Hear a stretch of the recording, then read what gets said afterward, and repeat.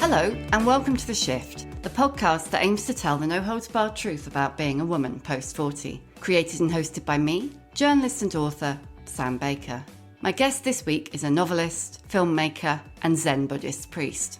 Ruth Ozeki was born in Conneticut in the 1950s to a Japanese mother and, as she puts it, Caucasian anthropologist father. Despite always wanting to write, she didn't publish her first novel until she was 40 because, in part, she didn't feel entitled to. She needn't have worried. That novel, My Year of Meats, won the Kiriyama Prize and the American Book Award. And her third novel, A Tale for the Time Being, was shortlisted for the Man Booker Prize in 2013. Her latest, The Book of Form and Emptiness, looks destined to go the same way. The story of a young boy named Benny O, who loses his father when he's 12 and is quite traumatized by this. And in the aftermath of his father's death, he starts to hear the voices of things speaking to him. And these are just ordinary things in the house, like a running shoe or a Christmas ornament or, a piece of wilted lettuce in the fridge.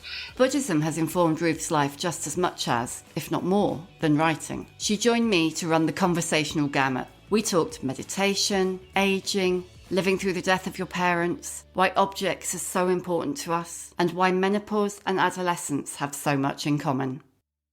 Thank you so much for coming on The Shift. We talked first about writing, because you came quite late to writing, really, didn't you? Yes. I had many jobs and many incarnations before I started writing, but when I was quite young, when I first discovered novels, I kind of knew immediately that that's what I wanted to do. I wanted to be a writer. But then I just got distracted during college and after college. And I, for a while, toyed with the idea of going into academia and then sort of shifted course and ended up working in the film and television industry for many years. And all the while I was doing this, working for others and also making my own films, writing was still something that I was always doing, but kind of in the background. And then it was really, I think, through learning how to make films and particularly learning how to edit images, right?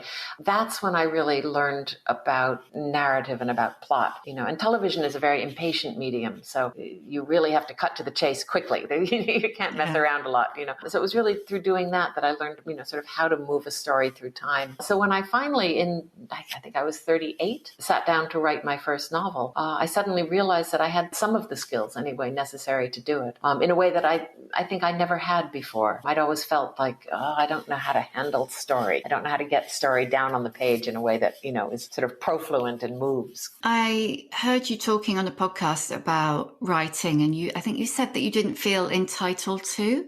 Oh, there was, of course, that. Yeah. I was born in 1956 in the United States on the East Coast too. And there were not a lot of Asian Americans around in the community that I grew up in. There were no novels that I knew of written by Asian Americans, certainly Asian American women. And I was in my 20s already when Maxine Hong Kingston started writing Women Warrior. And I was in my 30s when Amy Tan published Joy Luck Club, right? So, I really did not feel that there was a way to write about the things that I cared about in this form. I remember thinking when I was quite little, well, as a Japanese American girl, what am I entitled to write? It was haiku. Oh, I can write haiku, and I did. I tried, but I'm very hyperbolic and verbose. I like to use a lot of words. Yeah, you don't write short books. No, I don't write short books, right? If only I could. So I was a terrible haiku poet. Yeah. So it took a long time. It took a long time to figure that out. Were those the first books where you felt like you saw yourself? It wasn't even about seeing myself, no, because I saw myself in books that I was reading as a child, too. I saw myself in Jane Eyre. I saw myself in Little Women. I remember I was reading a lot of Norman Mailer for some reason, and I saw myself in Norman Mailer. How old were you when you were reading Norman Mailer? I was reading Norman Mailer in junior high school, so I think I was I must have been 12 or 13. Yeah, I know. Who knows what I was really reading, but I think a friend's older brother decided Norman Mailer was really cool. And so we had to read Norman Mailer too, of course, because we needed to be as cool as he was, right? So we were all reading Norman Mailer. But we were also reading Hemingway, we were reading Faulkner, we were reading Fitzgerald. And yes, I very much saw myself in those books. But I didn't know that I could write them. That was the difference. I responded to them as a reader, reader, but not as a writer. Yeah, it's interesting, isn't it? And what you say about moving the story on, because I think so many people, when they first start writing, you've kind of got 2 chapters and the character's still in the bath, it's like... Exactly. No, that's such a perfect description.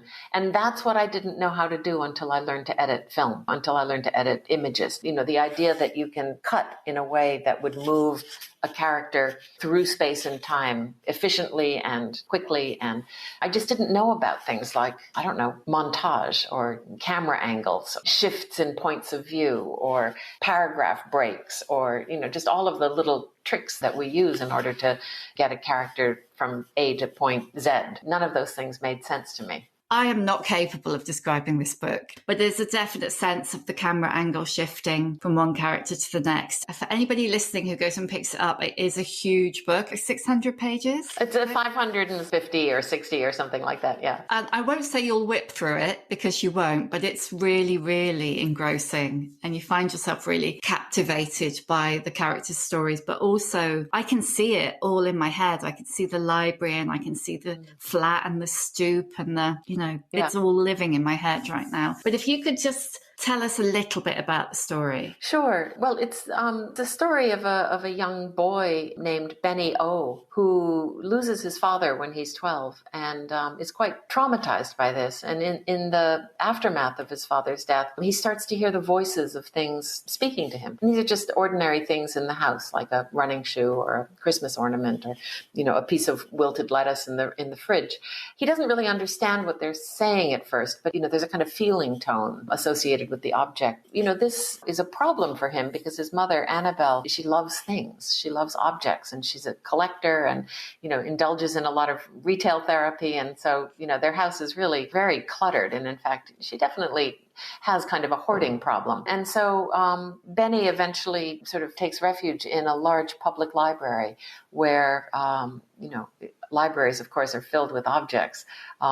And they're filled with objects who speak, right? Because books definitely speak to us, but they, are orderly. They stand up neatly on the shelves and they speak in their library voices. So he finds this to be a very soothing environment, and he meets a cast of characters, the sort of denizens of the library, a young woman artist who he falls in love with, and a homeless poet philosopher who holds literary salons in the men's washroom, and a children's librarian, who's a bit of a superhero, because of course all librarians are superheroes. And he also meets a very special talking object. He meets his book. And in fact, it's the Book of Form and Emptiness. Who he meets there, he starts to hear the voice of this book speaking to him. So the entire Book of Form and Emptiness is actually narrated by the Book of Form and Emptiness, right? So the book is narrated by a book. And it's set up as a conversation between Benny on one hand and his book. The book is sort of telling Benny's life story. And Benny occasionally interrupts the narrative in order to clarify or to complain about the way the book is telling the story. Yes. Or, too much sex. Yes, right, too much. He doesn't want to hear about his parents' sex life, so he reprimands the book for, there's certain things that a boy should not know about, and that's one of them, so don't tell them that.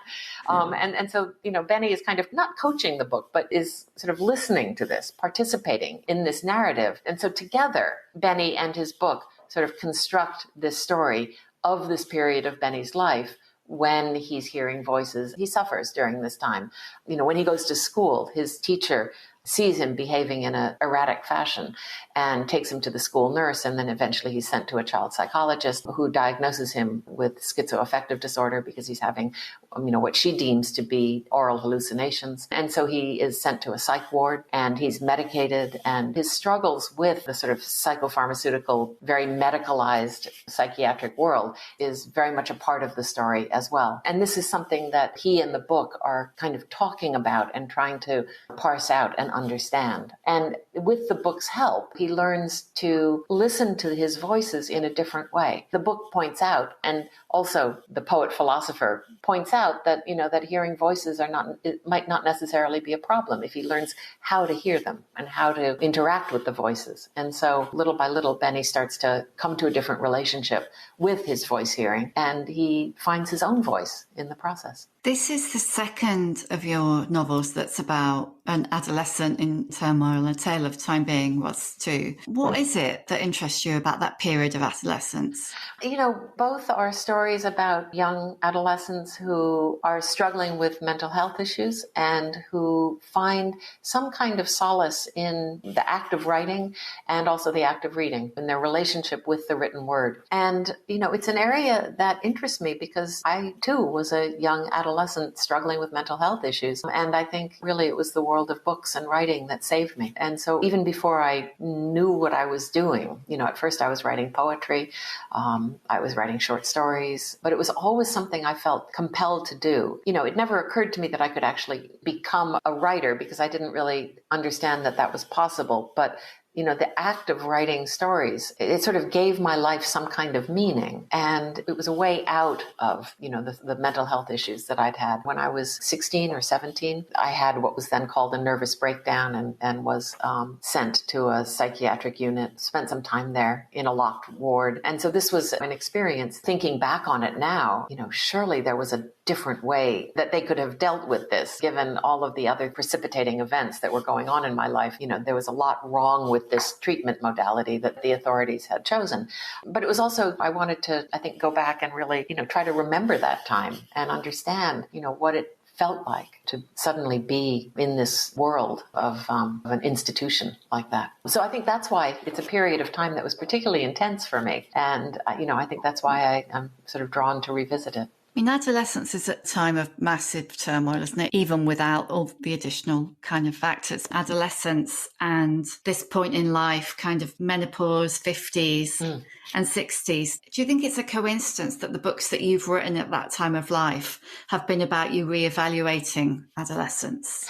I think about this all the time. Recently, too, and I think during this past year, ever since COVID sort of came on the scene and so radically transformed our lives, I find myself responding to things in a way that feels very familiar, and it feels very much like being back in adolescence. The feelings are very, very intense. And on one hand, it feels kind of new. I don't know, maybe I was just asleep through, the middle period of my life, or I was just too busy and too ambitious and too driven to really pay attention. But there is something, I feel like recently there's a kind of threshold that I've crossed again. And again, I feel like emotionally I'm experiencing life, suffering, these really basic emotions in a much more intense way. So it's interesting that you should say that. So I don't think it's a coincidence at all that at this point in my life, and I'm 65 now, that I would be thinking back to the last time when I was having this kind of very intense emotional struggle and sort of putting the pieces together. A book that I've recently read, which is just fascinating. I wonder if it's as popular here as it is in the States, but it's a book called The Body Keeps the Score. Oh, yes. Yes. Yeah, a lot of people have talked about that. I haven't actually read it, but it is on my kind of Amazon basket for later, Yeah.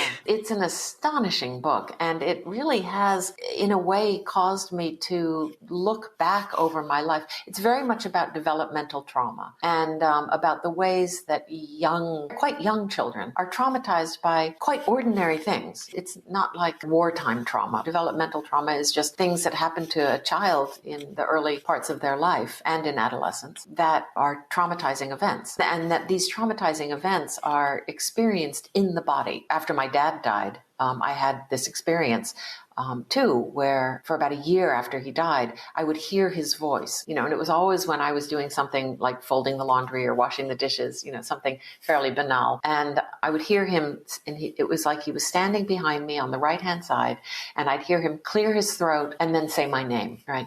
And I'd whip around to look, and, he wouldn't be there. And I'd remember again that he had died and feel all of those feelings of grief and sadness again. He was the first parent I lost, and his death was very traumatic. I think that the voice hearing was a sort of response to that. And apparently it's not uncommon. People report this with some frequency. So these very physical events, these very physical experiences, which are unshared in this case, right, can result from trauma of various kinds.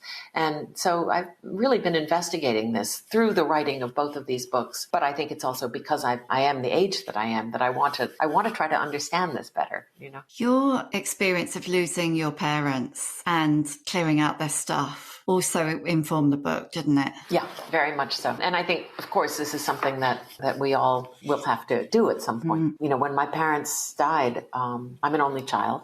And so I was left with the task of clearing out their house. And they were both born in 1914. They grew up during the Depression, right? And they were very frugal. You know, they really didn't throw out anything, right? Everything could be put to use, you know, and every piece of plastic wrap that they used, they would wash and hang up and dry and use again. You know, the same with aluminum foil. Everything would be carefully washed and flattened and folded and put away. Rubber bands, pieces of string, just all of this kind of stuff. But not just household stuff like that. Also things like from my mother's side of the family, she's Japanese, and she had inherited all of her parents' things. And they were all of these very unusual and beautiful antique Japanese things, you know, often things that I didn't really understand. Scrolls and paintings and calligraphy and bowls, ceramic bowls. And I remember there was a box of polished stones. They were flat and mounted on cardboard, and they were beautiful stones that had been polished. And I loved to play with them as a child. And it turns out that these were stones that my grandfather had found in the desert in Santa Fe when he was interned during World War II. And there was a rock polisher at the internment camp. And so he learned to cut and polish stones. And this is one of the things that he did to kind of keep himself occupied and sane during the years that he was interned there. So all of these objects had stories. And that story I happened to know. You know, many of the objects, I didn't know their stories. And I remember as I was cleaning them out, you know, of course, it's very difficult to throw things out like that. So I remember thinking, I wish this object could, you know, I wish this bowl could talk to me. I wish I could know where it came from. And so I think that was probably the time I started really thinking about objects and the power that they have and how alive they are to us. Did you keep much? I did. I had to throw away some things. I had to throw away a lot. I filled a dumpster, one large dumpster with stuff. You know, it was very painful to do that. My dad, for example, I think he kept every canceled check that he wrote, you know, during his lifetime, right? And each check, you know, had his spidery, beautiful handwriting signed with his name. And shredding those checks was like shredding my heart. It's hard.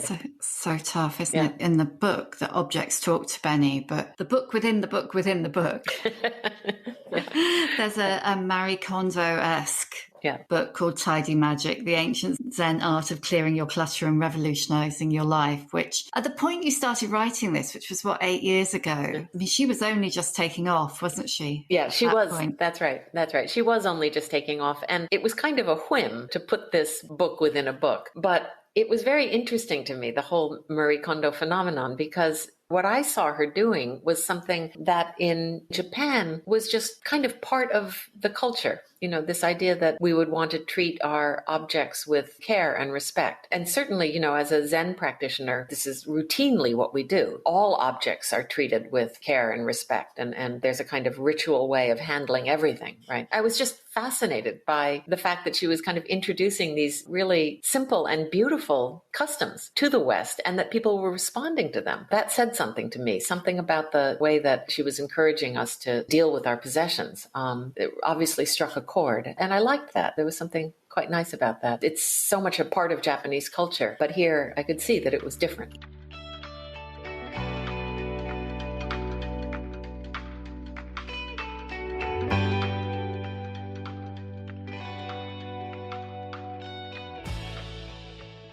You know, we imbue objects with so much meaning, don't we? Mm-hmm. Some objects. I mean, Annabelle is imbuing some objects with meaning and others it's just more of a compulsive way of dealing with her grief. And I have to say, I desperately want to start collecting snow globes now, and I really don't need any more stuff in my house. And if you read the book, you'll know exactly what I mean. Do you have snow globes? Well, that's how this whole thing started. You know, I knew that I'd be writing about things, right? And so the question is, what things should I write about? And so I kind of made a little little rule or a game for myself that when somebody gave me something, I would put it in the book and see what happened, right? So my friend came back from a holiday in Bermuda and brought me back one of those little touristy snow globes with a sea turtle on the inside because she knew I loved sea turtles, right? Snow in Bermuda. Yeah, I know. It makes no sense. But it was just a little snow globe with a sea turtle inside and, another bigger sea turtle kind of on the base. And it was only because I really do love turtles. And she gave that to me and I thought, oh, this is perfect. I'll give it to Annabelle in the book. And I did. And of course, a page later, Annabelle is on eBay collecting snow globes, right? So that becomes kind of the basis of her collection. And a lot of the things in the book kind of entered that way, just a gift that somebody gave me. It was like, oh, what do I do with this? I'll put it in the book and see what happens. And it was a way of kind of introducing a little bit of randomness, to the objects that were going to be in the book, rather than me kind of thinking about objects and deciding what to put in. It was a way of sort of letting objects from the outside, from my life, just kind of enter the book. So it was fun. It turned into kind of a game. What's your own relationship with objects? Do you have a lot? Are you disciplined? Yeah, no, I'm not that disciplined. I wish I were more disciplined. I think I'm sort of aspirationally a minimalist, but I will never get there. I still have a lot of the things that belong to my parents. I don't have children of my own, so it is my responsibility to clear this out, to get rid of everything. I was intrigued by this idea of the Swedish death cleaning, Have you heard about that? Yeah. That was kind of intriguing to me as well. So I do try to allow things to move out of my life, but I do have to practice it because it's not my normal inclination. I'm kind of training myself to do that. And again, I'm the child of Depression era parents. And so throwing out a perfectly good piece of tinfoil is difficult for me. Yeah. Well, I have very clear memories from growing up in the 70s of the time before Christmas, ironing the Christmas paper to get the sellotape off. Yes. To use it again. That's right. Yeah. That's right. When I was cleaning out my parents' house, my mother had a whole box full of Christmas paper that I remember being used year after year after year. Throughout my entire childhood, the same Christmas paper was used to wrap the presents under the tree. Yeah, gradually getting a tiny bit smaller as you cut the rough edges off until it just got too small to use. That's right. Oh, that's lovely. I'd forgotten about that. So you became a Buddhist, is it in 2010, is that right? That's right. I was ordained as a Buddhist priest, yeah. What was it that made you decide to do that, to become Buddhist and become a priest, more importantly? I think my interest in meditation started when I was very, very young. In fact, the first memory I have as a human being dates back to when I was 3, and my grandfather, my Japanese grandfather, my grandparents had come to visit us in Conneticut. And I remember being sent into the bedroom to wake them up or to call them for breakfast. And I remember kind of reaching up and opening the door and peeking into the room. And my grandfather was sitting there on the floor and he was meditating. And I'd never seen an adult sit on the floor before. This was this was very unusual. And he opened his eyes and he looked at me, and our eyes were on level with each other because he was sitting on the floor and because I was small. And I just remember being really startled by this and, sort of running out. And then I think my mother explained that he was meditating, but that of course had no meaning to me at the time. I grew up during the 60s and 70s and everybody was meditating. And so I started becoming interested in that. I was initiated into transcendental meditation when I was 14. I remember they had a special deal where you could pay.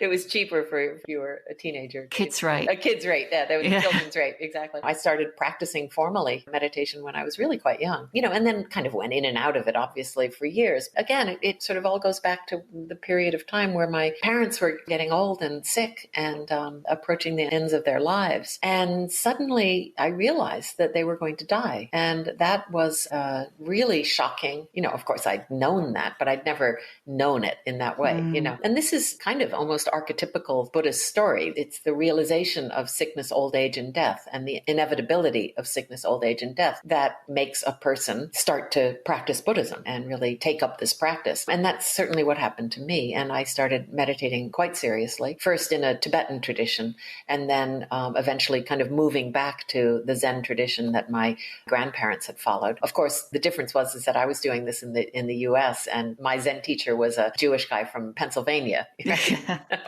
Which was different. But his name was Norman Fisher, and he's in the lineage of Suzuki Shunryu, who's the author of Zen Mind, Beginner's Mind. And he was really the one who brought this lineage of Zen to the West.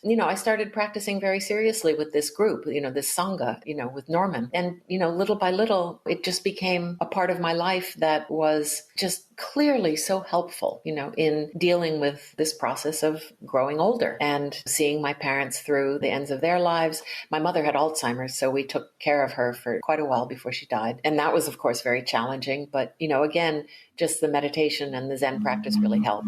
And so I think in 2010, I realized that I wanted to be more a part of the lineage itself. I wanted to help teach. And so I spoke to Norman about this, and he agreed. And eventually, it was in 2010 that he finally ordained me. So I don't practice with a Sangha in the way that a parish priest would, but being a priest sort of finds its way into everything else that I do. The Zen practice finds its way into my writing practice. It finds its way into my teaching. It's just so much a part of who I am at this point that there's not really a big distinction, between Zen and everything else. Zen is just life. It's the way that I live.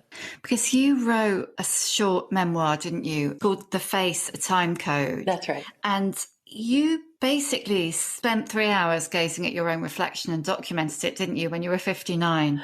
That's right. And do you think you could have even done that if not for the Buddhism?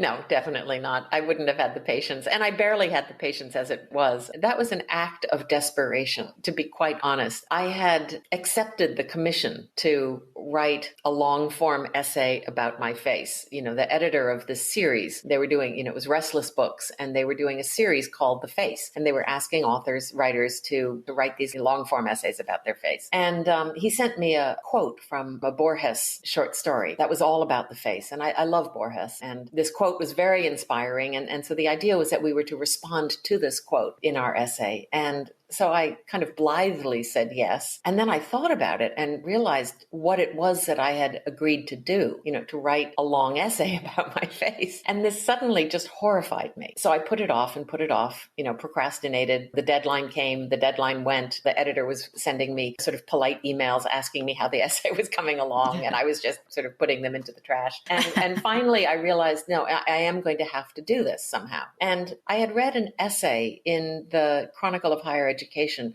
written by an art historian who teaches at Harvard. And she described an exercise that she gave to her students, which was simply that she sent them to a museum and they were to choose a piece of art, a painting, and they were to sit in front of the painting for 3 hours. And this was a period of time that she said was uncomfortably long, and record their observations as they arose in their minds. And I thought it was a brilliant exercise, a little bit sadistic.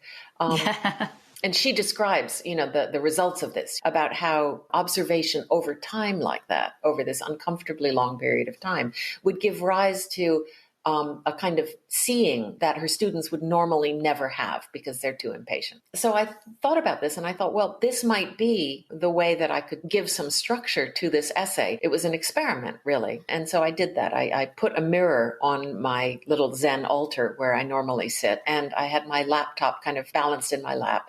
And I just sat there and made this time code, right, of the observations that occurred to me as I was studying my face in the mirror. And, of course, a lot of the observations were like, I'm really tired of doing this, and I really would like a cup of coffee, and why did I decide to do this at all? But then a lot of the observations, as I sort of studied my face, it was very interesting because I really could start to see it differently, right?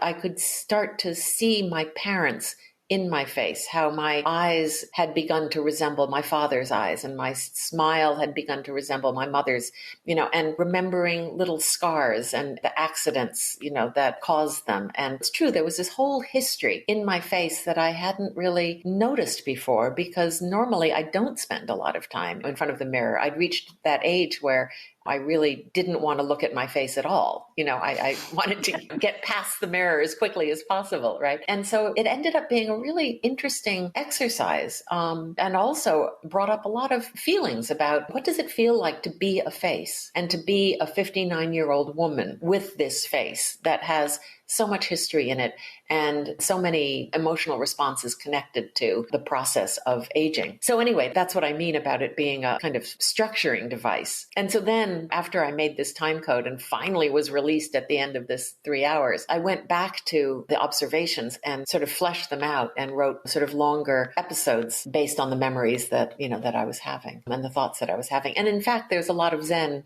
in that as well, because in Zen literature, the mirror is used and the image of the face comes up quite frequently. And so I was bringing that kind of stuff in as well. I love your description of the face as a time battery. And that was Jennifer Roberts, the art historian. That was her term.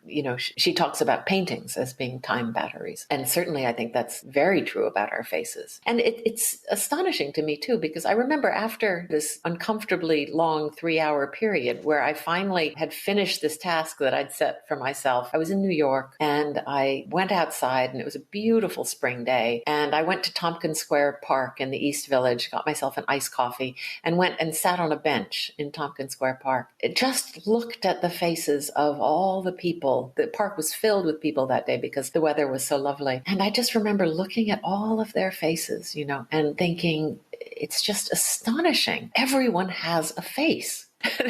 And that we all have a face and that we all have these very complicated relationships with our faces and with all of the people that are in our faces, that live inside of our faces. Yeah, these very, very complicated relationships. And that just was a stunning moment. I remember thinking we don't really ever look at each other that way. No, it's so true. I was intrigued. You said, in the introduction, you said menopause wreaks havoc with a face's sense of self. Has spending 3 hours looking at your face changed that for you, changed your sense of self and your relationship with your face? It did.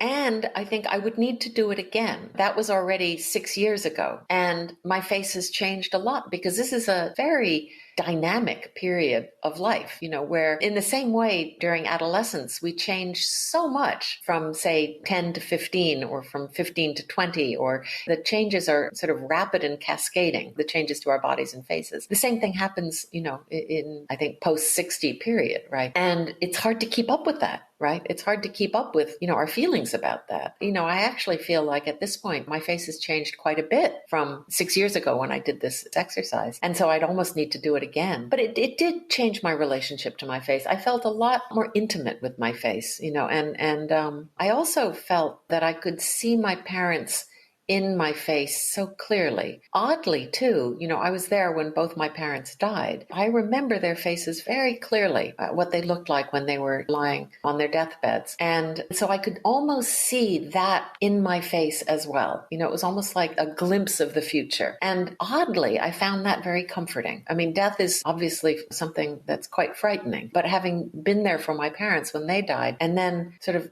studying my face, and really understanding a little bit more clearly how it was aging, right? I realized in a way that I'd be joining them. And that was not a bad feeling. That was a kind of oddly comforting feeling to me. So that was another little kind of insight that arose. One thing that you talked about in the memoir is the notion of vanity, and that an old woman's vanity is either sad or unseemly or even evil. Oh, well, I was talking about fairy tales and the way... Yes, of course. The way our culture positions old women. And I was thinking particularly, I think, at that point of Cinderella. It was Snow White. Snow White, right. Mirror, mirror on the wall, who's the fairest of them all. And about how the evil stepmother, her aging vanity is looked at as a, very destructive and evil force, right? What kind of message is that sending? So yeah, that was something that I was certainly thinking about. And I realized too, I think that the older I got, in a way, the less vain I was, but it wasn't because I was really less vain. I think it was more that I just didn't want to deal with it. It was almost, it was a kind of aversion. It was just like, oh, what's the point? It was a kind of almost laziness and just giving up. But the vanity is there. I think the vanity is always there, right? We're concerned with how we look. We're sitting here on Zoom right now. Looking at ourselves. Right. And we're sitting here on Zoom and I'm realizing like, oh my God, my hair looks terrible. You know, It doesn't. how did I leave the house looking like this? And that's, I think, really interesting too. All of the Zoom stuff that we're doing now, we spend so much time looking at our faces or pretending not to look at our faces. Yeah, I'm very assiduously looking at your face. Exactly. But I'm always aware when I'm talking to somebody how their eyes are kind of flicking up to the corner of the screen from time to time, just to kind of check, right? And it's quite distracting. So the Zoom has given us a whole other relationship to our faces and our appearance. It's also flattened us. We're kind of two-dimensional now, right? And we only exist from the shoulders up, right? So. It's like somebody I was talking to the other day said they had met someone they'd worked with for a year, but they'd met him for the first time. And they just had no idea that he was going to be 6'6". Yes, right. Of course not. Why would you know that? Yeah. Right. No idea. Right. It's so really very strange, isn't it? It is. I better ask you the questions I always ask before we get thrown off. What's your emotional age? Oh, what a great question. The first thing that came to mind was 17. But I think that's because I've been spending so much time looking back at my adolescence. So I'm very aware of the 16-year-old, 17-year-old inside me who's still alive and kicking. But there's also the 65-year-old who is in conversation with her. So I think I'm kind of straddling my real age and just starting to learn what it is to be 65, but am very aware of the young person there too. If you could recommend one book, what would it be? Bessel van der Kolk's book, The Body Keeps the Score. It was a kind of revolutionary book for me, and I read it recently, and in a way it kind of changed the way that I think about my life. I'm definitely getting that out of the to-be-read list and onto the actually read it list. Yeah. What one piece of advice would you give younger women? I guess it was a piece of advice that was given to me when I was fretting over an author photo at one point. And somebody just pointed out to me that you're going to look back on this photo of yourself and you're going to realize how beautiful you are. And it's astonishing to me how when we're young, we do not see how beautiful we are. We just simply don't get it. All we can look at are the flaws or our perceived flaws. So if there's one thing I could wish for anyone, at any age, is just to appreciate the reality of who they are and the beauty that's there, and to see past all of, the conditioning that culture saddles us with, It would be life-changing if we could, wouldn't it? It'd be life-changing if we could. Yeah, it really would. Who is your old bird role model? So an older woman who inspires you. Oh, let's see. There's a Zen Buddhist nun named Setouchi Jakucho. Jakucho is her name. And she was kind of the model for the great-grandmother in A Tale for the Time Being. And she must be she's over 100, I think, by now. And she became a Zen nun when she was in her 50s. And she's a novelist, had a wild youth, was, known for her love affairs. And she's just a political activist and a very, very funny, humorous, straight-seeing, straight-talking person. And I just think she's wonderful. So she would definitely be a role model. And what's your superpower?